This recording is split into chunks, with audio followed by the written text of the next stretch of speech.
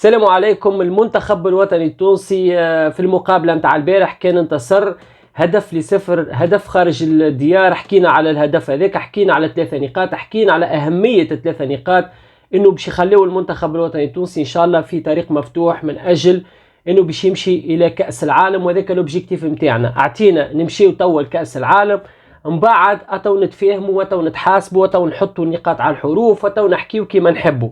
اليوم زاد في نفس السياق في المجموعة نلقاو منتخب ناميبيا كان ربح منتخب الملاوي في أرضية الميدان متاعو.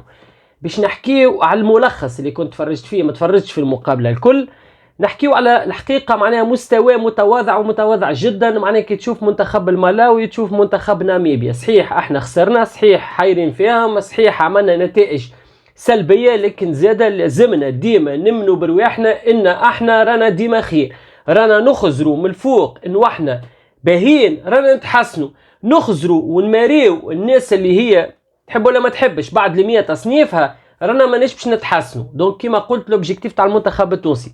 دونك انا كي نشوف لهنا الترتيب بالنسبه لنا، نلقاو المنتخب الوطني التونسي عنده 13 نقطه بلس 7، ونلقاو منتخب ناميبيا عنده 11 نقطه، ونلقاو منتخب ليبيريا إيكارتي عنده توا 7 نقاط، ونلقاو منتخب الملاوي عنده 6 نقاط. معناها ما بين الاول والثالث اللي هو يكون معناه خارج الترشح هذيك كأس العالم يكونوا فما 7 نقاط كاملين. معناها خلينا نقولوا اللي في وضعية باهية.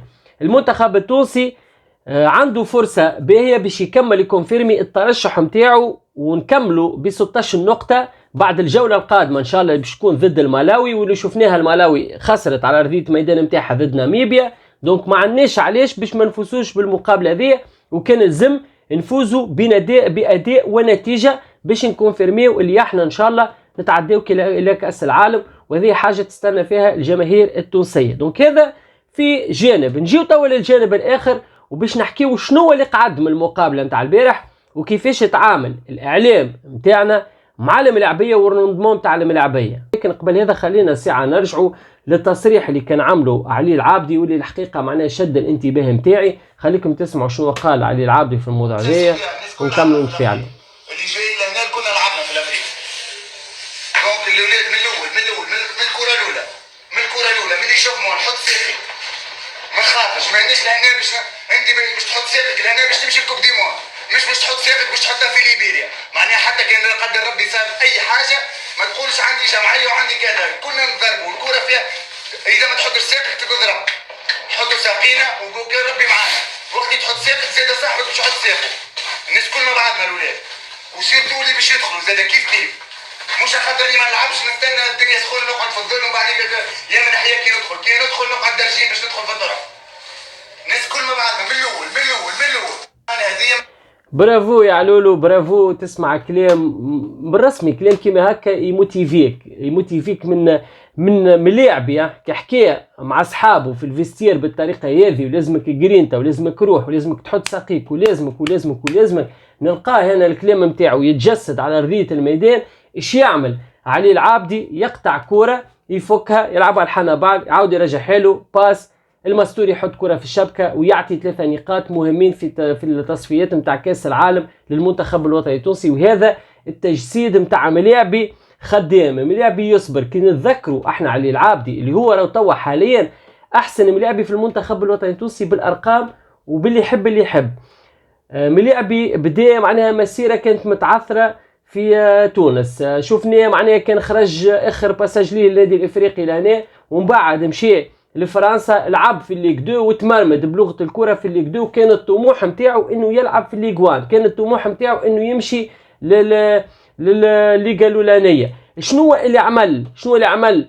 مرضاش بانه باش يرجع لتونس، مرضاش بدوري الخليج ودوري باش يمشي ما نعرفش انا برشا فلوس يكور في اي جمعيه، وكانت واصر وقعد وخدم وصبر وعمل باش من بعد يلقى روحه يمشي الى فريق نيس ومن ابرز الملاعبيه. وفي اول مقابله ليه نتذكر وقتها كان سجل هدف وكان مساهمين من تسجيل الاهداف، وكان سجل ضد باريس سان جيرمان اللي هي توا معناها احسن ايكيب موجوده في فرنسا. هذا الكل راه مش من فراغ، هذا الكل مجهود نتاع ملاعبي تشوفوا في ارضيه الميدان، اللي تشوفوا هو القائد الحقيقي للمجموعة. معناها كي تشوفوا قائد كيفاش قاعد يحكي الناس تسمعوا، الناس معناها تاخذ من عنده في الكلام. إن شاء الله الملاعبي كما هذايا نزيدوا نشوفوا منه برشا حاجات إيجابية في قادم التظاهرات للمنتخب التونسي. وكلام كما هذا زاد يعكس الأرقام متاعه مع المنتخب التونسي، 4 مقابلات فيهم 2 أهداف وأسيست. معناها آخر 4 مقابلات فيهم 2 أهداف وأسيست، باش نفهموا الفورمة الكبيرة اللي قاعد يتعدى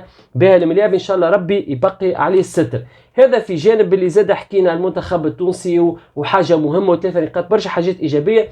لكن توا باش نجيو كيفاش تعامل الإعلام متاعنا مع فوز المنتخب التونسي وخاصة تقييم الملاعبية. لأنه البارح شفنا الناس الكل عندنا ظهير أيمن، البارح عملوه قنطرة، عملوه مش باش نقول لك ريت الخطر والفرص اللي كانت تجي للمنتخب الليبيري كانت الكل على جيته، وتلقاه يفسخوا فيه بالجول اللي هو سي لاعب غرباء به. من بعد انا كي نمشي في الكلام ونشوف التفاعلات نجي نلقى انا امين كمون شنو قاعد يحكي مع الملاعبي حاجه تدوخ. نخليكم الساعه تسمعوا شنو اللي قال ومن بعد نرجعوا نتفاعلوا مع الموضوع.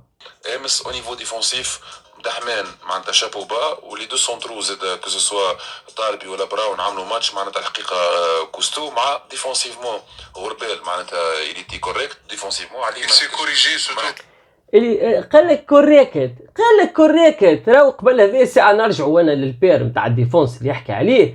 انا ما ريتش الطالبي، انا ريت الطالبي حطوا اتاكون في دارو دار بيه شويه لمركه بونتو اللي كانت الق فيها ايمن دحمان. هذه كذبه الاولى. الكذبه الثانيه يجي يقول لك والله غربال كوريكت. علاش هو حب يقول لك هكا؟ باش ما يخرجش اللي هو راه بوجهين، باش ما يخرجش خاطر في هذا الكلام كان حكيه البارح. لكن ايش حكاه هذا كان كلام حكاه اليوم، لكن شنو حكاه البارح؟ قال لهم والله ظاهر ايمن علي شو اسمه هو غربالي اللي قاعد ياكد انه هو احسن ظاهر ايمن موجود في البطوله التونسيه. انا اليوم انا مش مشكلتي غربال ولا ايمن ولا ايسر ولا ما يهمنيش فيه، انا مشكلتي في التعاطي الاعلامي مع الملاعبيه. كيفاش كمون الافريقي بغيث والافريقي بدون غيث ويحكي لك ومنه من غادي ما تفهم حد شيء، تجي تحكي معاه يحكي لك على ملاعبيه اخرين ماشي باش نقول لك مستوى متواضع جدا، يحب يصنع منهم نجوم. علاش؟ باش يطلع هو صحيح. هذه حاجه. 2 نزيدوا نمشيو اكثر شنو التعاملات نتاع البلاتو هذاك في الملاعبيه، ونسمعكم شنو قال الهشري على العيدوني وشنو الكومباريزون اللي خذاها، ومن بعد نرجعوا نتفاعلوا مع الموضوع. قبيله احكي لك على العيدوني امين وعلى مردوده اللي ما كانش معناها كالعاده.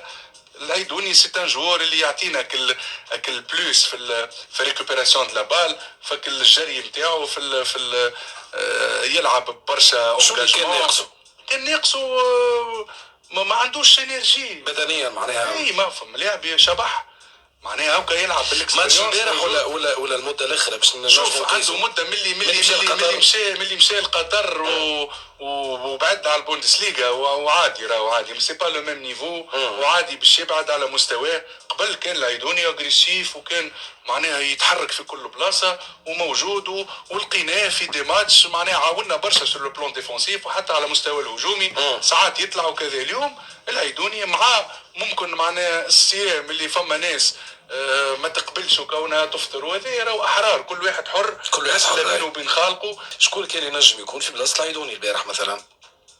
هو راهو سامي يختار السيكوريتي، راهو يقول لك حتى هو صايم وكذا وعنده الاكسبيريونس خلينا نحطه قدام الديفونس. ما انا ديجا شومبارديت لين التالي ديفونسيف بدلت فيها وفي الوسط بدلت والقدام بدلت باش نزيد زاد نحط مثلا ما نعرفش انا بوتيتر يحط فرجاني قدام لاكس مع اللي عنده راهو من البطوله التونسيه يحط الفرجاني قدام لاكس. ريت كي قلت لكم راك تكون راك متناقض في الكلام نتاعك. راهو اكبر كارثه هذيا معناه يحكيوا على العيدوني.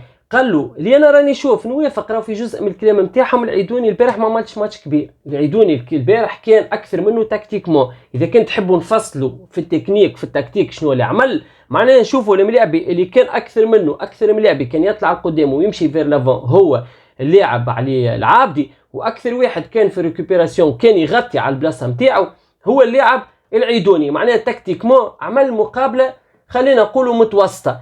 مي انا كي نشوفك كيفاش تحكي على ملاعبي شبح وما عمل حد شيء وكما قال امين تعدى اكوتي مش في المستوى متاعو. ومن بعد تجي نلقاك تحكي لي على الفرجاني ونورمالمون راهو كان هو قدام الديفونس. وعلاش شبيه هو سي على عيدوني كيك؟ على خاطره طاح من نيفو كان في مستوى البوندسليغا من بعد طاح للدوري قطر. خي تو تكذبوا علينا، ما تحشموش على رواحكم يا اخي. شكون السيد هذاك اللي تحكي عليه انت؟ الفرجاني وين يلعب؟ يلعب في وين؟ يلعب في السماء. فسر لنا وين يلعب. تيهو يلعب في قطر، تيهو بيدو كيفو يلعب في قطر. علاش الكلام وعلاش النفاق وعلاش الكذب وعلاش الطبلعيت علاش تكذبوا على الناس؟ علاش تحبوا تهزوا الحوار وين تحبوا انتم؟ علاش؟ واخرتها زاد قال له والله نرجع لك كمون، قال له ماتش كوريكت بالنسبه شو اسمه غربيل ويحكي على العيدوني ويحكي على حنا بعل. قال له والله مش خيبوا الامال نتاعنا وخيبوا الظن نتاعنا ومش في مستوى التطلعات. معناها الاخر يكذب عيني عينك ويقول له كوريكت اللي هو شدوا ما همشوا له الافكار نتاعو وخليوه. الناس الكل شافته لا علاقه وما يعرفش السيد. اليوم تجي انت تحكي على حنا بعل ومش كذا وخرجته معناه على اساس اللي هو راهو كان خايف في المقابله وقت اللي هو اللي اعطاه الباس. شكون اعطاه الباس؟ ما خدمش ندو هو ولا شو اسمه هو ولا العابدي اعطاها الماستوري تسجل هدف. ما خدمش القدام وتحسوا معناه واقف في الميليو تيران. هذا كل ما نشوفوا احنا اللوجو هكا من يدي. قلت لكم يدي انت جوار كيما انت، انا جوار. السيد هذايا مين كموني راني في ديفيزيون 2 اش نستنى منه حاجه انا؟ السيد هذايا راني في ديفيزيون 2 وحياته كامله يلعب في الليغ 2 وحياته كامله يلعب على تفادي نزول. جاي توا ينبر على اسياده ويتكلم عليهم ويحكي عليهم ويحكي على غربال كوريكت ويحكي على الليني ديفونسيف مش نورمال ويحكي على الطالبي معناها عمل مقابله كبيره. يا معلم شو ريت بعد ويجي يقول لك نبار؟ ريت نتكلم كلمة الحق وانت تشوفها نبار خير من نكون منافق ونافق في العباد ونجي نكذب ونبدأ نزين في الناس. هكا كملنا الفيديو، شنجونا الله غالب. تو نرجعوا أكثر نحكيو بالديتاي. هكا كملنا الفيديو، نتقابلوا في فيديو جديد.